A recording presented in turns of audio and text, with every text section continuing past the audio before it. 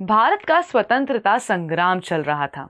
इसी समय सुभाष चंद्र बोस ने अपना संगठन तैयार किया था, जिसमें भारत के युवा अपने देश की स्वतंत्रता जंग में हिस्सा लेने के लिए बड़ी तेजी से जुड़ रहे थे।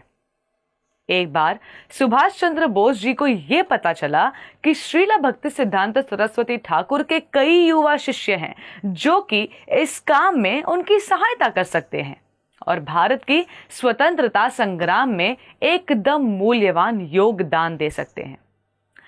बस फिर क्या था, सुभाष चंद्र बोस श्रीला भक्ति सिद्धांत सरस्वती ठाकुर महाराज से तुरंत ही मिलने आए और उनसे बहुत विनम्रता से निवेदन करने लगे कि वे अपने शिष्यों को इस संगठन में भाग लेने के लिए बहुत ही जोर दे आज्ञा दे।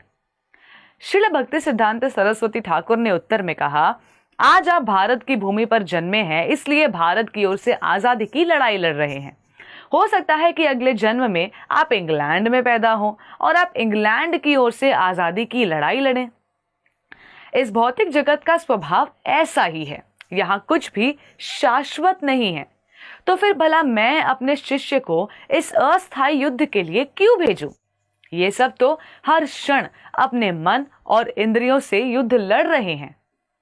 ये उत्तर सुनकर सुभाष चंद्र बोस भी उनसे सहमत हो गए और उनके शिष्यों को अपने संगठन में जुड़ने का विचार उन्होंने त्याग दिया।